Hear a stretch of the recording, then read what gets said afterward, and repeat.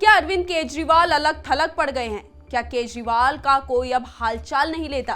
क्या India alliance में केजरीवाल की अब कोई खास पोजीशन नहीं रही? क्या राहुल गांधी ने केजरीवाल का साथ छोड़ दिया है, या क्या अखिलेश ने अरविंद केजरीवाल को दरकिनार कर दिया है? ये सारी बातें इसलिए कही जा रही है क्योंकि सर जी के साथ उनकी वर्चुअल फैमिली अब उनके साथ नहीं दिखाई दे रही। इस एक्सक्लूसिव रिपोर्ट में हम आपको ऐसी डिटेल्स दिखाएंगे जिससे आपको पक्का यकीन हो जाएगा कि केजरीवाल के साथ अब दूसरा कोई नहीं खड़ा है। नमस्कार, मैं मंजू रुधियाल और आप सभी का स्वागत है आयन भारत में। ईडी के बाद केजरीवाल अब सीबीआई के रिमांड में है।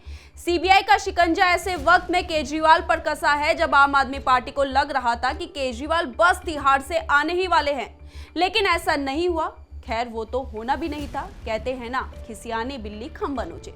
कुछ इसी तरह केजरीवाल की गिरफ्तारी के बाद आम आदमी पार्टी सड़क से लेकर संसद तक विरोध प्रदर्शन में जुट गई है कि सीबीआई ने केजरीवाल को क्यों अरेस्ट किया। यहां तक कि आम आदमी पार्टी ने राष्ट्रपति के अभिभाषण तक का बहिष्कार कर दिया।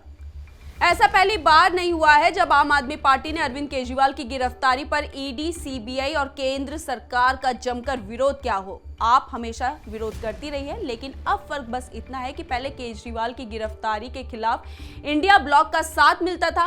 केजरीवाल की गिरफ्तारी पर ही इंडिया अलायंस की यूनिटी का सबूत रामलीला मैदान में मिला था, जब रामलीला मैदान में इंडिया अलायंस का पूरा हुजूम पहुंचा था।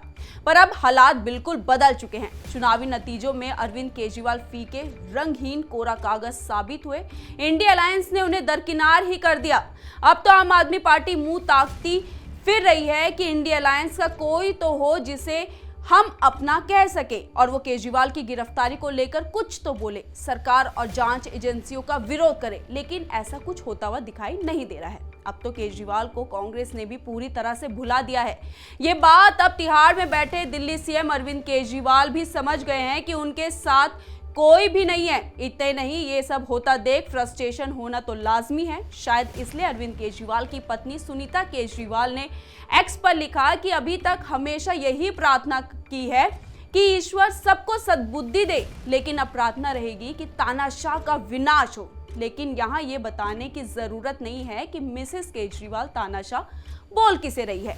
पूरे चुनाव में आपने तानाशाह वाला नैरेटिव देख ही लिया है। अब केजरीवाल को बार बार झटका कोर्ट से लग रहा है, तो क्या अब भी सुनीता केजरीवाल ये बात समझ नहीं पाई है कि केजरीवाल जेल से बाहर नहीं आने वाले हैं? लोकसभा चुनाव खत्म होने के बाद ही आम आदमी पार्टी ने ऐलान कर दिया कि आने वाले विधानसभा चुनाव में पार्टी अकेले चुनाव लड़ेगी और वो कांग्रेस के साथ गठबंधन में नहीं रहेगी। दिल्ली में आपने ऐलान कर दिया, लेकिन इस गठबंधन में दरार शुरुआत से ही नजर आ रही थी।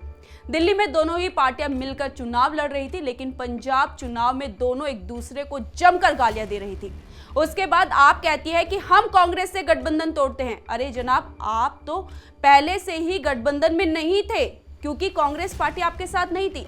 कांग्रेस आपको पहले ही छोड़ चुकी थी। इंडिया अलायंस में शामिल अरविंद केजरीवाल को तो इंडिया ब्लॉक ने भी छोड़ दिया है। अगर छोड़ा नहीं होता तो अब सीबीआई अरविंद केजरीवाल को लेकर जा रही थी, यानी जब लेकर जा रही थी तो किसी ने कुछ क्यों नहीं बोला? पहले ईडी की गिरफ्तारी पे इंडिया अलायंस ने तो जमकर विरोध प्रदर्शन किया था, लेकिन अब सब शांत हो गए हैं। इसकी सिर्फ एक ही वजह है कि सबको पता चल चुका है कि अरविंद केजरीवाल ने क्या गुनाह किया है और वो कब तक जेल में रहने वाले हैं। ऐसी तमाम स्टोरीज को देखने के लिए आयन भारत को सब्सक्राइब कीजिए और हमारी वीडियो को ज्यादा से ज्यादा शेयर कीजिए। धन्यवाद।